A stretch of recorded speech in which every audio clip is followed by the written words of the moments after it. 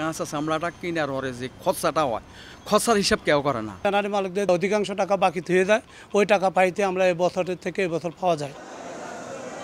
কোরবানির ঈদের চামড়া সংগ্রহের প্রস্তুতিতে ব্যস্ত ব্যাপারী, ফরিয়া ও মৌসুমী ব্যবসায়ীরা। কারণ বছর জুড়ে সংগ্রহ করা চামড়ার অর্ধেকের বেশি হয় এই সময়ে। তবে লাভের চেয়ে লোকসানের পাল্লাই ভারী বলে দাবি আড়তদারদের। কাঁচামাল নির্দিষ্ট সময় মতো বিক্রি করতে হয়, অনেক সময় যদি দেরি হয়ে যায় তখন বাধ্য হয়ে আমাদের কম দামে বিক্রি করতে হয়। এরা কিছু দালাল আছে, এরা বায়ার সেজে বাংলাদেশে আসে আমাদের বাইং এজেন্টের সাথে ব্যবসা করে। চামড়া শিল্পের লোকসানি হিসাব রয়েছে ট্যানারি মালিকদের কাছেও। তারা বলছেন, পরিবেশ দূষণের দায় মুক্তি না মেলায় বিশ্ববাজারে বাংলাদেশের চামড়া খাতের একক নিয়ন্ত্রণ এখন চীনের হাতে। ক্রমান্বয়ে দাম কমে প্রতি বর্গফুট প্রক্রিয়াজাত চামড়ার দাম $1.5 থেকে নেমেছে 40 থেকে 60 সেন্টে। গত বছরের অবিকৃত চামড়া রয়ে গেছে 20 থেকে 25%। বায়ার আগের চেয়ে 20 সেন্ট কম অফার করতেছে, 40 সেন্ট 5 সেন্ট বিক্রি করতে হচ্ছে। আমাদের কত টাকা বিক্রি আসছে?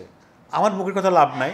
প্রতিটা ফ্যাক্টরির গভর্নমেন্টের ব্যাংক আছে, ব্যাংক থেকে ইনভয়েসগুলো সংগ্রহ করুক। এর মধ্যে এবার কাঁচা চামড়ার দাম বাড়িয়ে নির্ধারণ করেছে সরকার, যা সময় মতো সংগ্রহ নিয়ে শঙ্কায় ফেলেছে তাদের। ক্রেতা নাই, সেখানে আপনি কি করে দাম বাড়াবেন? আপনার আমি ইভেন গত বছর চামড়া কিনে আমি লসে আছে, প্লাস মাল বিক্রি হয়নি। ইপিবির তথ্য, গেল 4 অর্থ বছরের মধ্যে মাত্র একবার প্রক্রিয়াজাত চামড়ার রপ্তানি আয় হয়েছে $15 কোটি বেশি। ট্যানারি মালিকদের দাবি, চামড়া শিল্পনগরীর কেন্দ্রীয় বর্জ্য শোধনাগার সিইটিপি শতভাগ কাজ না করলে সংকট আরো বাড়বে। মিটারগুলি আমাদের দেশীয় স্ট্যান্ডার্ডে যদি করে দেয় তাহলে কিন্তু আমরা আমাদের সিইটিপিটা স্ট্যান্ডার্ড হবে, যার কারণে আমরা কিন্তু এলডব্লিউজি সার্টিফিকেট পাচ্ছি না এবং সেটা পাইলে সহজ হবে। সিইটিপির ব্যবস্থাপনা পরিচালকের দাবি, অবশেষে তরল বর্জ্য শোধনে শতভাগ প্রস্তুত তারা। স্লাজ ম্যানেজমেন্ট সিস্টেম আগের চেয়ে অনেক উন্নতি হয়েছে। আমাদের ব্লোয়ারের সংখ্যা আগে 4টা ছিল, এখন 12টার মতো ব্লোয়ার চলছে।